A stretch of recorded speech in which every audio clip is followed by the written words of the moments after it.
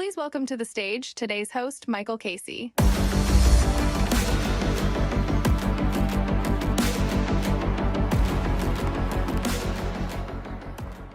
Okay, this is quite a way to close out the day. Nice to see a nice big crowd of you all here. I don't think that our next guest needs any introduction, so I'm just going to say, please join me on stage, Robert F. Kennedy Jr.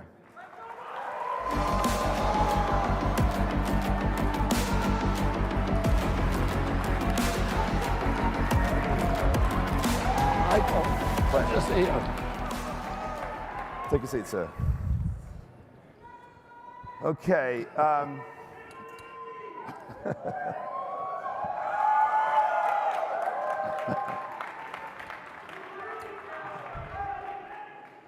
So look, this is CoinDesk. We're a media company. We had some news today, so as a good journalist, I am going to just go straight at this with a question. For those who don't know, one of the candidates that Mr. Kennedy is running against was just convicted of 34 counts of a felony, and that is unprecedented in American political history. So we're really keen to know what that means for you and how you interpret that as a factor in this race. Well, first of all, I'd say this was probably the weakest case of the cases that people have brought against him. And I think my belief is that it will end up helping President Trump among a large part of American public who believes that the judicial system and the enforcement system have been weaponized against politically. And that's bad for our country. And I think it's a mistake for the Democratic Party. I think the Democratic Party believes that it has a candidate that can't beat President Trump and that they need to do it in the court. And I think that's bad for our country. I think it's bad for democracy, and I think it's politically going to backfire on him. You know, I'm not a fan of President Trump's. I'm running against him. I'm running against him on the issues, on what he did, the debt. He ran up an $8 trillion debt, more than all of the presidents from George Washington to George W. Bush combined. He shut down our country after promising that he was going to run America like a business. He shut down all of our businesses, 3.3 million businesses with no due process, no just compensation, no scientific citation. He embroiled our country in foreign wars. He divided the division that we have in our country is now largely due to him and President Biden, and it's not a good thing for our country. And then, his positions on the environment, et cetera, have been bad to me for our country. But I think that's what the election should be about arguing about those issues, and not trying to eliminate people. I mean, the Democratic Party is trying to eliminate me by making it impossible for me to get on all the ballots. I don't think that's democratic. When I grew up in a Democratic Party, I was trying to get as many Americans as possible enfranchised, get them to vote, get them legally to vote, and now we have a Democratic Party that's trying to disenfranchise voters and to try to push candidates off with legal actions in the courtroom rather than the ballot box. And let's say they succeed in doing that, what kind of country are we left with? We're left with a country where half the people are deeply embittered and angry and feeling like they've been screwed. And I don't think that's good for our country. This was a jury decision, right? This was a jury. This was not a judge. This was 34 counts. It was a very rapid decision. Do you yourself believe that the judicial system has been weaponized, or is your concern that there's a perception of this? I think the federal agencies generally have been weaponized. I mean, I'm being denied Secret Service protection. The Secret Service itself said that I'm at an enhanced risk And they had plenty of evidence, including 4 break-ins to my house as the election occurred by people who are mentally ill, people who have come to my events wearing guns and fake federal ID, trying to set, and I don't want to make this about me, but we've seen very disturbing things. We saw 56 CIA agents who signed a letter to the American public saying that Hunter Biden's laptop was a Russian disinformation hoax, which they knew it was not, and that is one of the most obvious interferences with an election in this country's history by the intelligence agency, which by its charter is forbidden from doing that. I have litigation right now against President Trump that's in the Supreme Court, Kennedy versus Biden. The Twitter files, which Elon released, the other case that was brought, the companion case to my case, Murthy versus Biden, that was brought by the Missouri and Louisiana Attorney Generals, and the discovery in those cases show that 37 hours after he took the oath of office, President Biden opened up a portal, the White House opened up a portal, forced Twitter, Facebook, Instagram, YouTube, Google to open up portals by which the FBI, the CIA, CISA, the DHS, NIH, CDC, the IRS, and other agencies could go in and censor social media posts by Americans and remove Americans from their social media accounts, which they did to me. I had almost 1 million followers on Instagram, and they took it down at the orders of the White House. So yeah, I do think there is evidence that, when my father became Attorney General in 1961, the first week in office, he called together all the division heads, the bureau chiefs at the Department of Justice, and he said, rule number 1, this department will never be used for political purposes. We don't ask whether a defendant is a Democrat or Republican. We make no decisions based on politics because it's so important that the American public understand that the institutions of our government, the enforcement institutions, will never be used to promote one political candidate or one political party over another. And, President Biden has a bust of my father behind him at the Oval Office, which I'm grateful for. But, the weaponization of our enforcement agencies is not a good thing. And I think we ought to be able to have public debates about issues rather than have this perception that we're like a third world country that has to get rid of political candidates that we don't like using the judicial system against them. And by the way, I don't mean to interrupt you, but I was a district attorney in that office. And, there's many years ago, this was 40 or 45 years ago, but it's well known that district attorneys, I think it was Justice Brandeis said, a district attorney can convict a tomato if he wants to.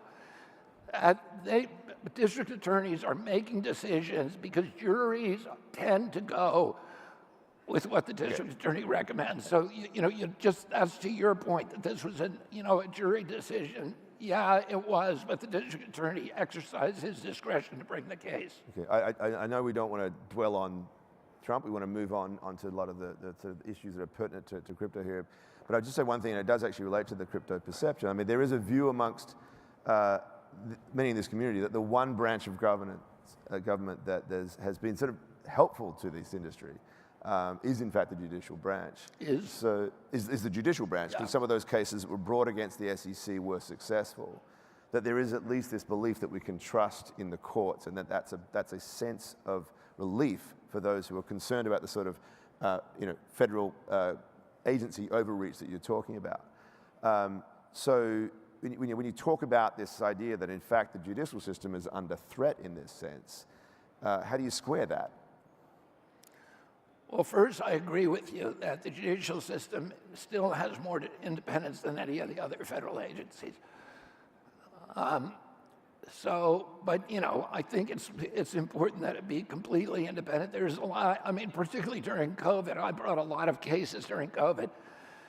My son, who's a new attorney and who's doing his first case right now, I had a discussion with him the other night that the law that you learn in law school, the black letter law, and judges often ignore that. So they have tremendous discretion to do things that are, the judges have one eye on the press and on the political system. And they're not supposed to, but they are. It's just a fact that they're sensitive about that. And I would say they're more sensitized right now than at any time, at least since the Gilded Age. And just one last question on this. I mean, regardless of whether or not that you have these concerns are legitimate about this supposed weaponization, it's a convicted felon that's now running for office. Is that something that you support? I mean, how do we... Do I support that? Well, the Constitution says there's only 3 requirements for running for president of the United States or for holding the office. One is that you're of age, that you're over 35. The other is that you're a United States citizen. The third is that you were born in this country. Oh, technically, if you were in prison convicted of murder or some other heinous crime, you could still hold the office of President of the United States. So is that a good rule? I don't know, but that's the rule. Fair enough. So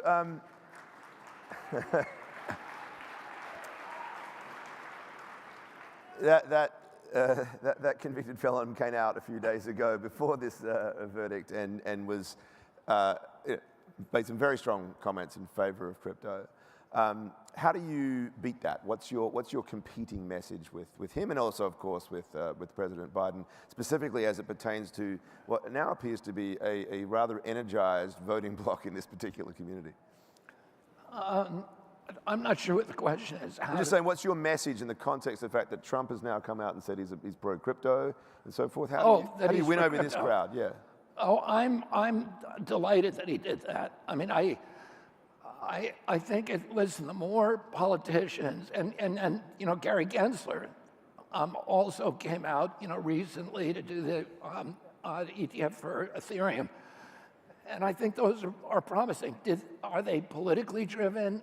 Probably, but I'm not going to look into their motivations. I'm just happy they're doing it. I'm happy that President Trump announced at the Libertarian Convention that he was going to pardon Ross Ulrich, because I think the more people that recognize the importance of cryptocurrencies, of Bitcoin, in particular, in my view, and the importance of having decentralized currencies that can reinvigorate our country, that can make our country once again a hub for innovation, for entrepreneurship, that can re-democratize our economy by making our economy more transparent, and giving individuals power to hold on to their wealth without dilution, power to transport the wealth across borders without the government confiscating it from you. All of these, and also the importance in having some kind of root in a base currency that will keep us out of war. I mean, I would say in the last 100 years, there's probably only one war that the American people would have agreed to finance, and that would be World War II. All of these other wars would not have happened if we had base currency. They were all enabled by fiat currency, by the capacity of politicians to print money, because otherwise they'd have to come to us in advance and say, we want a war. This means you're going to have to give up your boarding schools for your kids. You're going to have to give up your boat. You're going to have to buy different kinds of food. You're going to have to downgrade your expectations for your economic expectations for the next 20 years to pay for it. And people would think about it, and they wouldn't do it. And the fact that politicians don't have to do that, they can just print money afterwards without asking anybody's permission, is the reason that we have wars and the reason that we're addicted to wars in this country. So all of the things that a decentralized base currency could do for our country in terms of allowing us to live up to our promise as a country, allowing us to operate efficiently, allowing people to hold on to their wealth that they've made with their hard work, with their minds and their energy. All of that, the more and more Americans who understand that that is the promise of Bitcoin and cryptocurrencies, the better it is. I'm really happy that President Trump is now on board, and that I'm happy with what Gary Gensler did. I think what he did is important. We need to go a lot further. We need to make sure that we can get capital flowing into cryptos in this country, and that we can keep America as the hub of cryptocurrencies and blockchain and AI and all these. In the last couple of years, there have been 1,200 new cryptocurrencies registered in Switzerland. The collective value of those companies is $360 billion. All of those are registered there because of the hostility of this administration, the war that they've mounted on cryptocurrencies. That innovation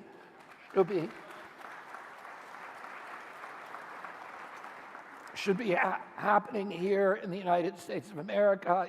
We have a $34 trillion debt. There's no way to cut our way out of that debt. The only way out of it is to grow our economy. And we're going to do that. In order to do that, you need a dramatic new industry, like the same way that we did with Silicon Valley back in the 90s and 2000s. We had a new industry, and that reinvigorated our nation and made our debt proportionally smaller. The only way that we're going to resolve the debt crisis is with a new industry, and the obvious industries for doing that are blockchain and AI, and we need to make sure not to drive them out of this country. So you talk a lot about the freedom to transact, and you said, in fact, that it's, in your mind is important, perhaps even as the freedom of expression. And you just spoke eloquently about what that means, right? But what policy actions would you take as president to sort of to force that? I mean, Bitcoin is legal. People can own Bitcoin. What would you change that would elevate the use of this technology for the purposes of that freedom?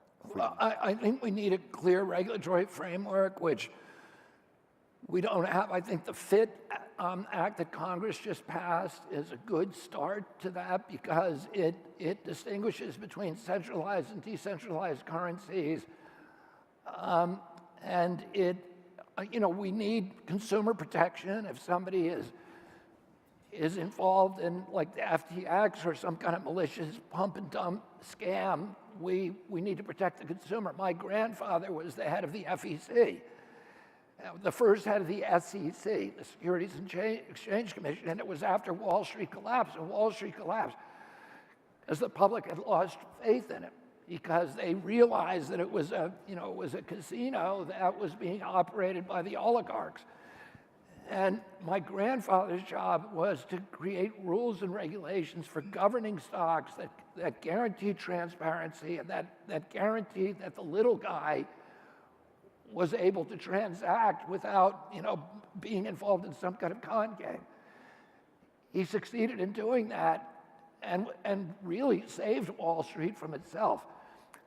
And I think we need to do the same thing right now with Bitcoin. We need to,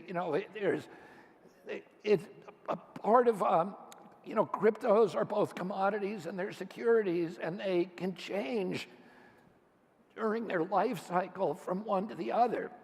And I think it's important that they can be regulated in a way that we have a regulatory infrastructure that protects against fraud, protects against predatory practices, but also makes cryptocurrencies absolutely transactional, which you can't with Bitcoin. You can't. It's not really transactional now because you have to pay taxes on every purchase, right? If you go buy, an apple or a lunch, you have to pay taxes on that, and that's not a good outcome. We need them transactional the same way the currency is. And I don't think we're equipped now. The banking infrastructure in this country and the regulatory infrastructure is not equipped to regulate them in ways that are rational and that encourage their transactionality. I mean, we also need to guarantee self-custody. We may need to make them transactional. We need to make them transparent. And as I said, decentralized. So you also talked about, if the US had a base currency, its impact on wars, the debt and so forth. What will be your position on the Federal Reserve? I mean, do you support its independence? And Jerome Powell will be up for nomination in 2026. If you were president, who would you nominate for that role, given the position that you hold towards the past practices with regard to monetary policy? Yeah, I don't know. I don't know who I would nominate right now. But the fact you say, would I restore independence? Technically, the Fed is independent of the federal government, although it is highly politicized. But the real independence that it needs is independence from Wall Street and from the big banks, because that's who it's working for. And the whole cycle of quantitative easing is like a sump pump that the interaction between quantitative easing and then high interest rates, it's like a sump pump that is designed to suck money away from working people, from the American middle class, and funnel it upward. And these huge disparities that we have in wealth in our country are a direct result of that. The anger, the frustration that you see among Americans who can now no longer afford to eat or to buy homes is all the product of Fed policies that are designed to strip equity from the American people and turn us into a kind of feudal model or a colonial model. And what we need to do, I'm not going to say I'm going to abolish the Fed. I think the Fed was created for an important purpose, which it could still serve, which is to pump liquidity into solvent banks during economic crises, to try to ease economic crisis, and I think that's legitimate. It was also created but for a lot of bad reasons, which have become the dominant reasons. And I think, generally speaking, what we need to do is to restore sovereignty over the Fed, which we don't have. That's now owned by Wall Street and the big banks and the BlackRock and State Street and Vanguard. And we need to restore transparency. One of the things that I would do is to shift power away from the Fed to the regional banks and to the discount windows. But I would remove the political function of the Fed and make it actually do what it was supposed to do, which is to avert crises when by putting liquidity into solvent institutions. I mean, what happened during 2008 was just this giant shift in equity from the American middle class upward, and what we have left of the American middle class was ruined by COVID, by the COVID lockdowns. And these are policies, I want to restore the American middle class, small businesses, economic independence of the American people, and the soundness of our money supply, and and ultimately reintegrate base currency into the process through a gradual process. My uncle tried to do that with the gold certificates and the silver certificates, which he issued right before he was killed. But I think we need to start thinking about mechanics for integrating at least into our deficit some kind of base currency discipline. Okay, and what about the other federal agencies? You started out talking about weaponization of different regulatory agencies, and clearly this community has had a battle with the SEC. There's a lot of talk these days about executive overreach in that regard. What actual steps would you take to curtail that? Well, each of the agencies is different, and I think what happens to most federal political presidential candidates, they promise to drain the swamp or to reform the agencies, and then they come in there and they're presented with an agency like NIH may have 30,000 employees, CIA has 20,000 employees. At every level of the bureaucracy, there are individuals who can commit a civil disobedience to embarrass the president, and they get intimidated. And so they bring in somebody from the regulated industry to run the agency. President Trump brought John Bolton in. After promising he was going to stay out of war, he brought John Bolton in to run the NSA, which is like putting the swamp creature in charge of the swamp. He put Scott Gottlieb, who was a business partner of Pfizer, in front of FDA. And Pfizer and Gottlieb did a $100 billion favor for his old company, for Pfizer, and then he left the FDA to go back on Pfizer's board and collect his payoff. He appointed Alex Azar to run the HHS, who was an Eli Lilly lobbyist. He put, coal lobbyists in charge of EPA and so on. Oh, I feel like I'm in a unique position to actually fix the agencies. I have litigated against almost all of them. I've sued EPA probably more than any attorney. I've sued CDC probably more than any attorney. I've sued NIH, EPA, FDA. I've sued the USDA many times. I'm involved with litigation right now against the Department of Agriculture on the Norfolk Southern spill, which is a symptom of regulatory capture. I sued the FCC a year ago and won that case in the Federal Court of Appeals for lying to the public about cell phone radiation, about the dangers of cell phone radiation. And when you sue these agencies, you get a PhD in corporate capture. You understand who the individuals are who are actually crooked and who have turned that agency into a sock puppet the industry is supposed to regulate. So I can tell you the names of individuals that I will move on day one from many of these agencies. And then you also get an understanding of the perverse incentives that put agency capture on steroids. I'll give you just a couple of examples. FDA gets 50% of its budget from pharmaceutical companies. Well, that's insane. It's working for the pharmaceutical companies.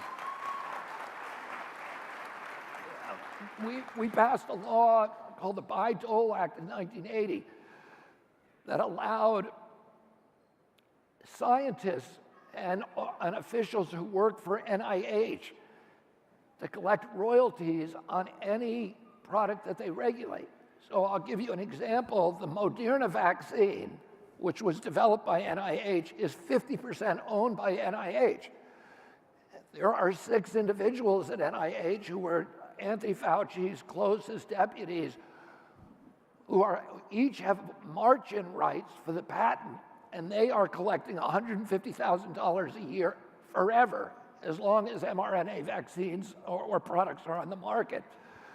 So you have the individuals at the highest level of the agency who are paying for their mortgages, their kids' education, their boats, their alimonies, and all their other expenses, as long as those drugs are being sold. These are the people whose job it is to find problems with that drug, and yet they're incentivized to overlook those problems, and indeed to pass rules that say you can't go to work unless you take this product. You can't get on an airplane unless you take this product. And you're going to lock down until everybody gets a jab, gets this jab. It's a very, very perverse incentive, and I'm going to end those payoffs of that incentive system.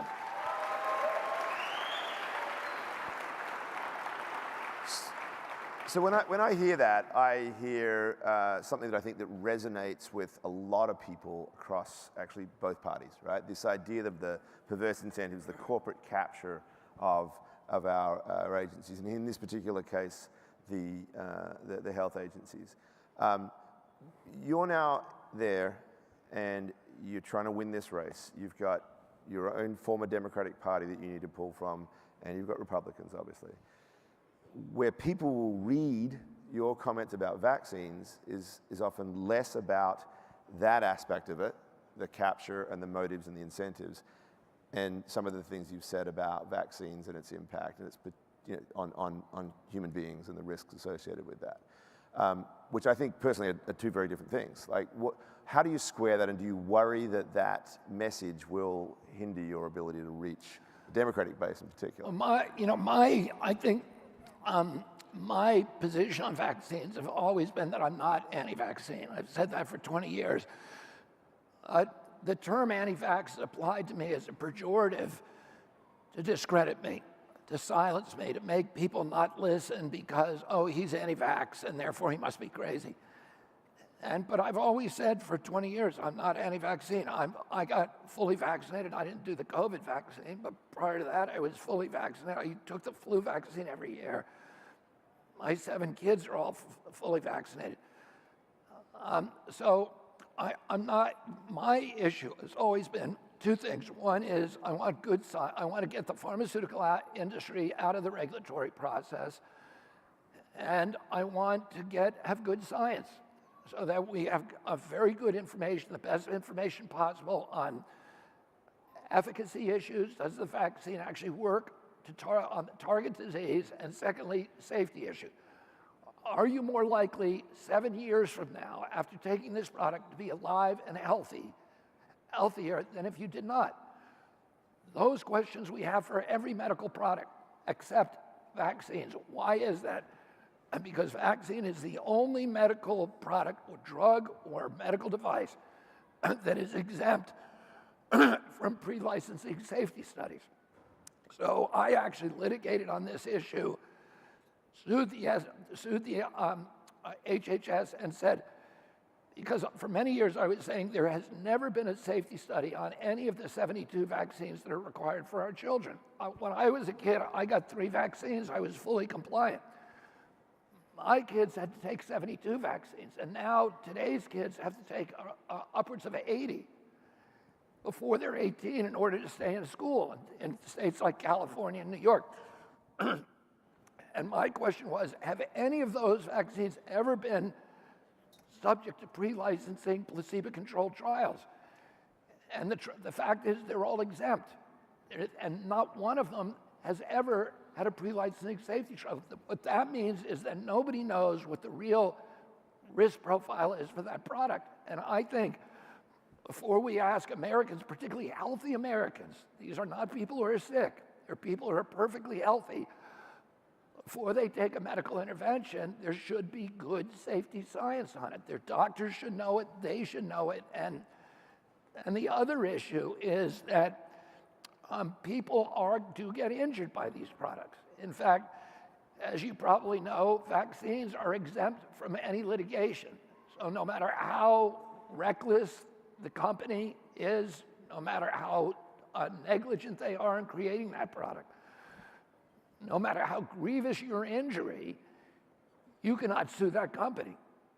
And this act was passed in 1986, and at that time, there were only a few vaccines, but that caused a gold rush, where all these other products were added to the schedule, because now you have a product that one of the biggest costs for every medical product is downstream liability, and now that was erased.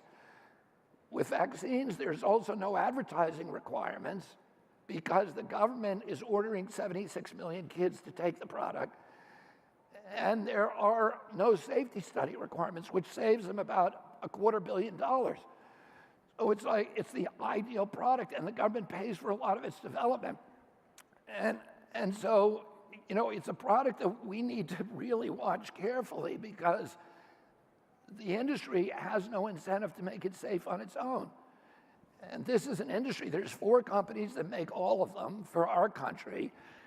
And those 4 companies have paid about $75 billion in criminal penalties for their other products over the past decade and a half. So those are products they can get sued on. And they paid $79 billion in criminal penalties. But here's a product you can never sue them on. They can never get caught. And so do we have any assurance that they're treating this product any better than they did with Vioxx and all the other drugs? And, there are millions of Americans, the vaccine court has paid out billions of dollars to people who are injured. In the preamble of the Vaccine Act says vaccines are unavoidably unsafe. Some people are going to get injured, some are going to die. And that's why we need to give this immunity from liability.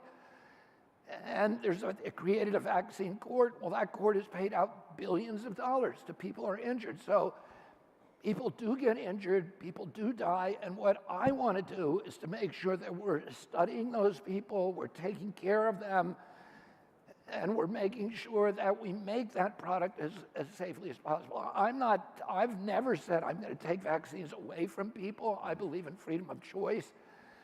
If you want that product, you ought to be able to get it. I say one other thing. Right now, the CDC has recommended recently the 9th COVID booster. So they're telling Americans this is necessary for your health to get 9. Fewer than 10% of Americans are doing that. That means 90% of Americans have lost faith in those recommendations. Do you think it's advisable that the CDC can now order you to not go to your job, to not leave your home, to not get on an airplane, to not go into a public building unless you get that 9th booster? I don't think most Americans don't want that. And I believe we should have freedom of choice in every part of our lives. And if you want to take it, you can.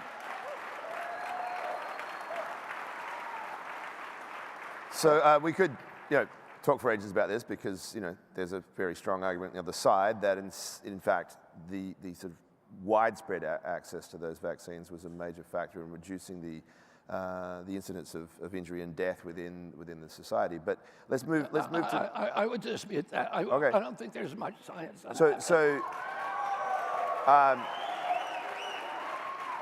But again, I'll come at this from the political angle, and it's not necessarily. Let's move on from vaccines. You have a Democratic base that you need to draw from to win. You also have Republicans. How do you win them over? And also the perception that you may actually lose and therefore be a spoiler to those needs, and that you'll invite in a person that on the Democratic side would see as a threat to democracy. Well, first of all, I would say this. Right now, we do extensive polling. About 57% of my supporters, if I'm not in the race, will vote for President Trump. So if I leave the race, from our own individual polling, that would benefit President Trump. We recently, Zogby, which one of the biggest poll houses in America, recently did the biggest poll of this election. A typical poll by Quinnipiac or Harvard Harris, New York Times Siena, has about 600 to 2,200 people that they survey. The Zogby poll polled 26,000, so more than 10 times the biggest poll. In all 50 states, the margin of error is almost 0. Anybody who does this poll will get the same results. That poll showed a couple of interesting things. One is, in a 3-way race right now, President Biden wins if I'm in the race. President Trump wins if I'm in the race. if I get out of the race, President Trump wins, but he wins but 2 extra states. He wins Maine and he wins Virginia. So me leaving the race benefits President Trump. Number 2, in a head-to-head race, I beat President Biden, between me and President Biden, I beat President Biden 39 states to 11.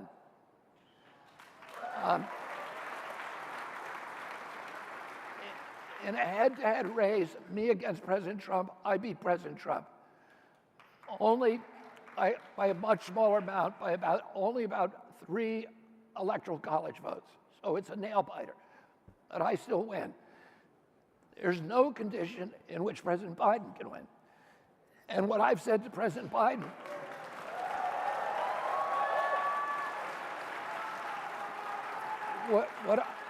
what I've said to President Biden, I did the no spoiler challenge, issued it, and I said, let's you and I do a poll in October of you against President Trump and me against President Trump. We'll joint finance the poll, big group of people, and whoever does worse against President Trump will drop out of the race.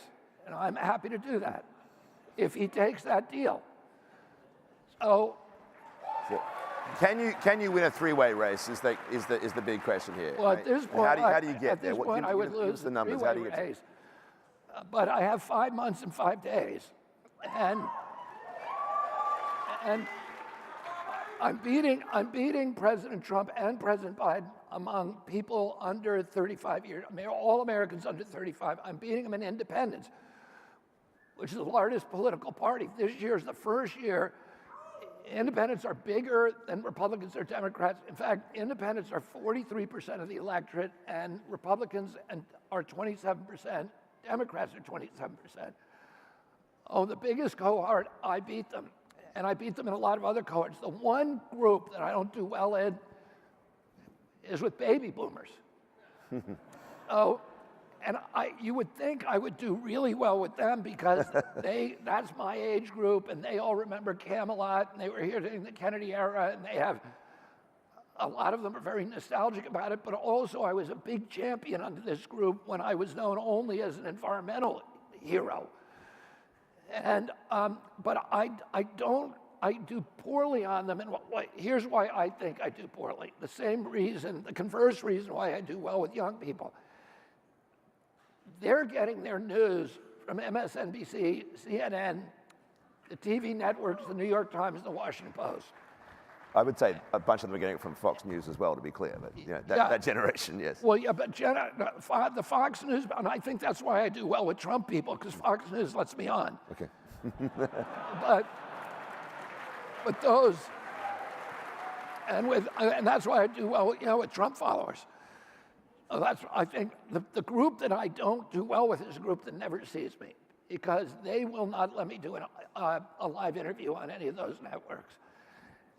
But they're starting to now. I did one with Ari Melbourne on MSNBC recently. It was semi-live. It was a full interview though, and then I've done one with Aaron Burnett on CNN. These are the only ones.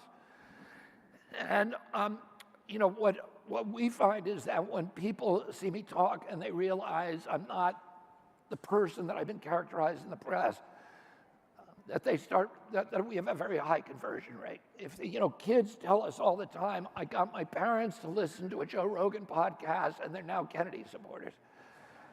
And so, our challenge is doing that. I have a higher popularity rating, much, much higher, like 10 or 20 points ahead of President Trump and President Biden in all the polls.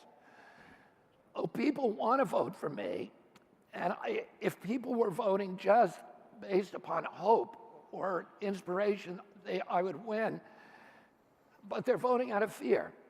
Democrats are voting for President Biden because they believe if they vote for me, it's going to throw the vote away and it will be the end of the republic. And Republicans feel the same way about President Trump. And so my job really over the next 5 months is to convince Americans to vote out of hope rather than vote out of fear. 80% of Americans say they don't want to have to choose between President Trump and President Biden. And so, Mr. Kennedy, we're running very low on time, but just a question, it's like a double question I want to just throw at you, we'll go run a little over here, because I'd really like to get your sense of it. It sounds when I hear from you as if you're as much running against the two-party system as you are running against these two people. So from the perspective of this community who, are really building in many respects a new system of power, how do you see your role in that regard? And can you also frame that in the terms of the legacy of your name? Because, some members of your family have been critical of you, but I imagine there's a tradition that you feel like you're drawing upon here as you take on these battles. Yeah, I mean, I think the connection between what this community wants for our country and what I want is the reason I was drawn to this community in the first place is the exact same thing, which is a redemocratization of American society. Have transparency, have integrity, have freedom, to have a resistance, mechanisms, particularly with the rise of AI and all of these really dystopian, totalitarian technologies that can be used, one, to harvest our data, but also for surveillance and control by the government. We need something to protect us now, to protect our values, our democracy, our transparency, all of these, our freedoms. And the obvious way to do that is through blockchain. And blockchain, you can fix the election system. Oh, I got introduced to this because during COVID, we were embedded with the truck strikers in Canada, and we rode with them all the way from Alberta all the way to Ottawa, and so when they got to Ottawa, it was a very peaceful demonstration. It was like Woodstock. They're every color of the rainbow, the Asian and African and white. And when they got to Ottawa, they were, cleaning up the streets. They were providing drinking water. They were taking out the trash. There was music on the street. It was really like Woodstock. And yet, the Trudeau government decided that it was going to refuse to meet with them. All they wanted to do was to exercise a right that everybody in this country takes for advantage, was the right of assembly and the right to petition their representatives and to talk with them. And Justin Trudeau said, I'm not going to meet with you. You're dangerous to the Republic. And they hadn't broken any laws. So they used AI systems and they used other forms of surveillance to identify the truckers, their license plates, their photographs, facial recognition, all this. And then they shut down their bank accounts. They never were charged with a crime. They certainly weren't convicted. But all of a sudden, they couldn't buy fuel. They couldn't buy diesel for their trucks. They couldn't move their trucks. They couldn't pay for their kids' food. They couldn't pay. One trucker said to me that he was going to jail because he couldn't pay his alimony check. And it occurred to me then, when I saw this happening, and I know this happens in China, with their CBDCs in CBDCs in China that have the power to, when somebody falls low on the social credit rating, to make it so your credit card which is your face, will only work in grocery stores within walking distance of your house. And they can punish you that way, so you can't buy gas and stuff. And I knew it was happening in China, but I saw it happening in Canada. And I saw it happening here with PayPal, fining people $2,500, stealing their money if they promoted misinformation, which is not factually erroneous statements, but simply assertions that challenge government orthodoxies. And I was shocked, and I understood that time that transactional freedom is as important as freedom of expression. Because if you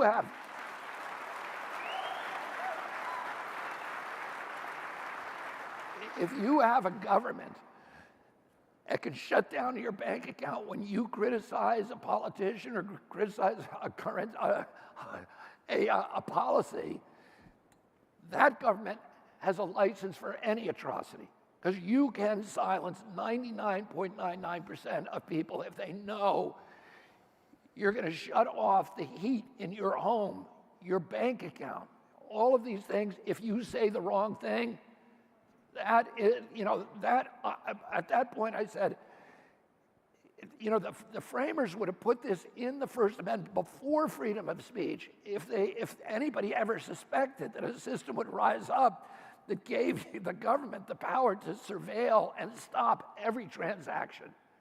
That is a power the framers never imagined. And they would have given us a right, but they didn't know that this would ever happen. To me, is as important as the First Amendment, and the only path out of all of these, terrible crises we're in, including the debt crisis and the crisis of the rising totalitarian systems. The only path out, the most obvious path out, is blockchain, and that's why I support. Okay. Well, on that note, a thank you to Robert F. Kennedy for joining us here in the consensus.